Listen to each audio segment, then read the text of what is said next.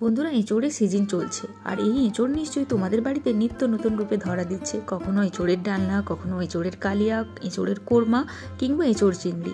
তো কখনো এইভাবে এঁচোড়কে মুগ ডাল দিয়ে রান্না করে দেখেছো? তো আজ আমি বানাচ্ছি নিরামিষ মুগ এঁচোড়ের কালিয়া কিংবা মুগের সরি এঁচোড়। তাহলে দেরি না করে রেসিপিটা দেখে নেওয়া যাক।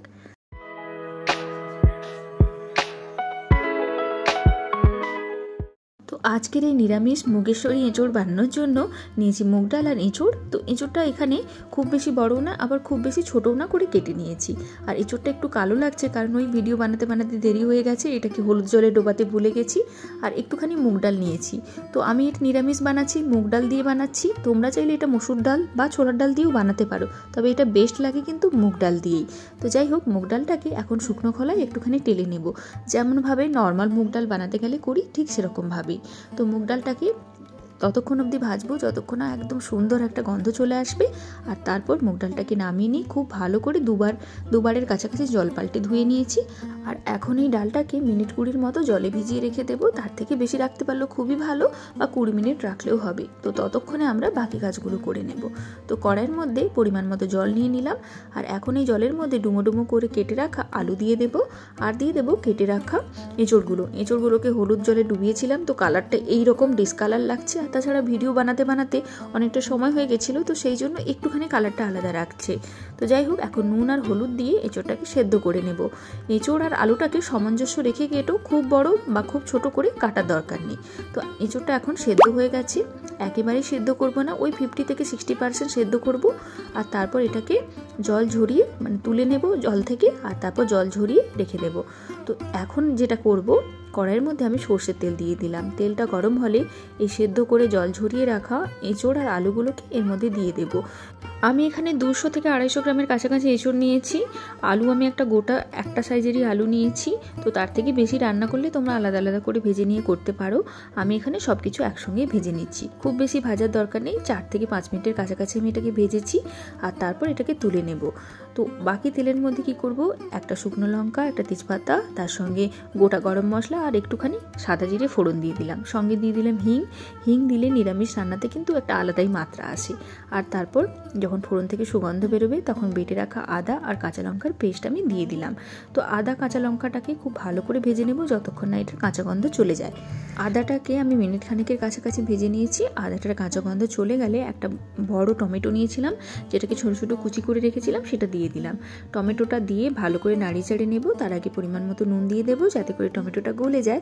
আর এখন ঢাকা চাপা দিয়ে টমেটোটাকে কিছুক্ষণ আমি রান্না করে নেব, বা যতক্ষণ না গলে যায় ততক্ষণ রান্না করে নেব। তো এখন দেখো টমেটোটা অনেকটাই গলে গেছে বা নরম হয়ে গেছে। তো এর মধ্যে নিত্যদিনের কিছু মশলা দিয়ে দেবো হলদি পাউডার, দিয়ে দেবো লঙ্কা পাউডার, জিরে পাউডার আর ধনে পাউডার।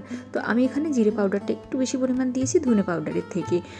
আর তারপর সামান্য একটুখানি জল দিয়ে দেবো, যেহেতু শুকনো মশলাগুলো দিয়েছি যাতে করে পুড়ে না যায়, তাই একটু জল দিয়ে দিলাম।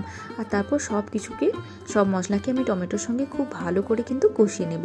ঢাকা চাপা দিয়ে আমি মিনিট খানেকের কাছাকাছি এটাকে কষিয়ে নিলাম। তো এদিকে দেখো, আমাদের যে ডালটা ভিজিয়ে রেখেছিলাম সেটা কিন্তু খুব সুন্দরভাবে হয়ে গেছে। তো একেবারে ফুলে যাবে না, 20 মিনিটে আর কতটা ফুলে বলো। তো মশলাটা যতক্ষণ কষানো হচ্ছিল ততক্ষণ আমি ডালটা দেখে নিলাম আর ডালের জলটাও ঝরিয়ে নিলাম। তো এখন আমি কি করব, এই কষানো মশলার উপরে জল ঝরিয়ে রাখা মুগ ডালগুলো দিয়ে দিলাম। আর এই রান্নাটা কিন্তু তোমরা পেঁয়াজ রসুন দিয়েও করতে পারো। তো সেক্ষেত্রে তোমরা মসুর ডাল বা ছোলার ডালও ব্যবহার করতে পারো। তবে যেটা আগেই বলেছি, মুগ ডাল দিয়ে এই রান্নায় কিন্তু দুর্দান্ত স্বাদ লাগে। তো মুগ ডালটা দিয়ে আমি মিনিট 2 কাছাকাছি এটাকে ঢাকা চাপা দিয়ে কষিয়ে নিলাম। 2 মিনিট পরে দেখবো যে ডালটা মশলার সঙ্গে ভীষণ সুন্দর করে কষানো হয়ে গেছে এবং খুব সুন্দর একটা ফ্লেভার বা ঘ্রাণ আসছে। তো যাই হোক, এখন ভেজে রাখা আলু আর এঁচোড়গুলোকে এর মধ্যে দিয়ে দেবো। আর এই এঁচোড়, আলু, ডাল সব কিছুকে মিশিয়ে নিয়ে আরও মিনিট 2 কাছাকাছি আমি ঢাকা চাপা দিয়ে রান্না করে নেব। তার আগে আমি পরিমাণ মতো নুন দিয়ে দেবো। নুনটা আমি অনেকবার ধাপে ধাপে দিচ্ছি, তো তোমরাও কিন্তু নুনটা পরিমাণ বুঝিয়ে দিও।